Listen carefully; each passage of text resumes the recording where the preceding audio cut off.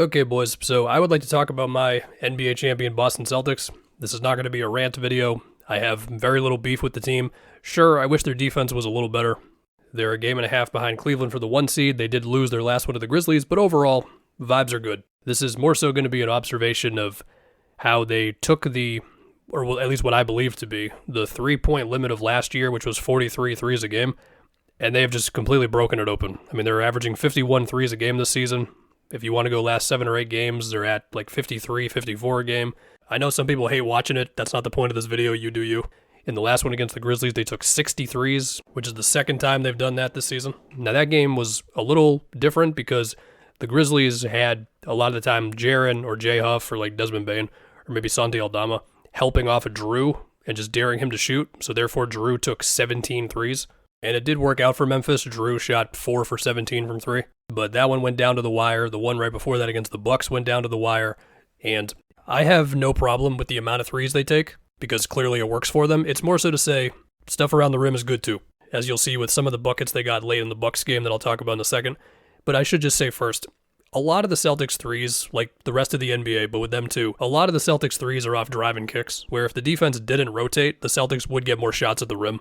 Now, they do take a good amount off the dribble, and I will talk about those as well. In the Bucks game, in the fourth quarter, like they had 5 threes made, but they also had 7 two-pointers. And so you've got like Derek White driving past Bobby Portis after Tatum gets doubled, or Drew screening for Tatum and then getting a layup. Horford driving past, I want to say it was Brook after a series of swing passes after a Tatum drive, and then Tatum scores in the dunker spot. Jalen bullying Dame on a drive, or also fouling him like 4 times on that one defensive play that went around the internet. Or Jalen driving at Bobby Portis, you get it. If I didn't make this obvious, they were in the low 30s on 3-point percentage in the Bucks and Grizzlies games.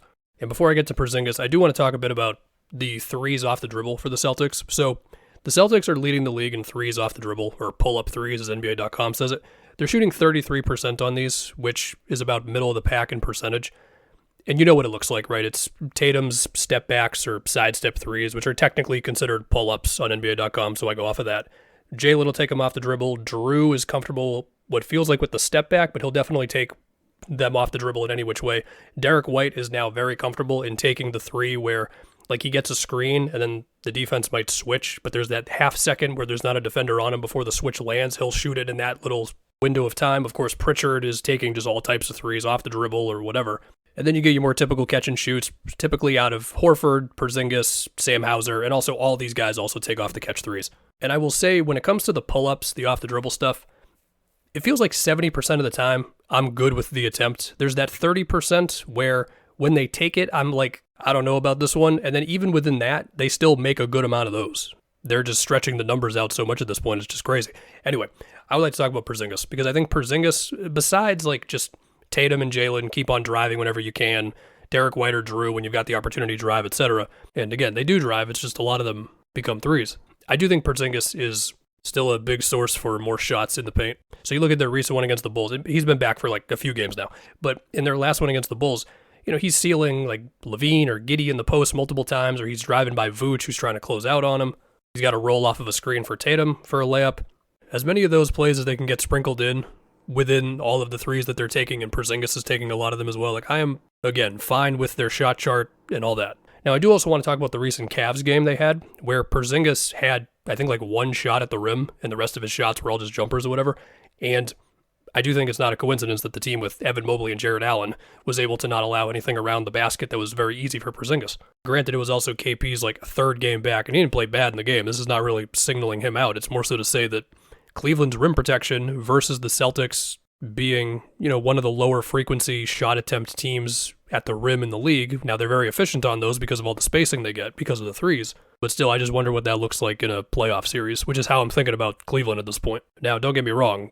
I think the Celtics are the best team in the East. I know Cleveland's got the better record right now, but the Celtics would be my pick to make the finals and win the whole thing, which I don't think is a hot take at all. I would imagine that's the consensus. So yeah, for whatever that means. Basically, the gist, I have no real problems with the amount of threes they take. In some games, they're just going to blow teams out by halftime. But just generating enough shots at the rim is nice too. But again, sometimes the defenses just bring a lot of help and you got a guy open in the corner, so you throw to the guy open in the corner. You get it. Anyway, as far as what this means for the NBA moving forward, which is not something we're going to feel like tomorrow, but especially, you look 5 years down the road, 10 years down the road, etc. Yeah, it would not shock me if one day every team in the league shot at least 43s a game. And as far as how you feel living in that world, that's on you, man. We have basically half the league shooting at least 37 a game. We do have some teams still lagging behind, but we all see where the league is going. It's been trending this way for a while. Now, again, the Celtics are my pick for the whole thing, but just for the rest of the East, because let's not act like Cleveland is the only potential challenger for the Celtics. Like, if the Magic can get Paolo and Franz healthy, I think they're really good. That Franz news was rough. The Knicks, they're getting there defensively. We all know how good their offense is. We'll see when Mitch hopefully can come back, and if they play him and Cat together. Bucks defense is getting a little better. Giannis is amazing. We got a little bit of life out of Philly recently because Embiid played well against the Bulls, but they still have a long season to figure out. I don't know. Again, Celtics are the pick for the whole thing. Anyway, threes are going up.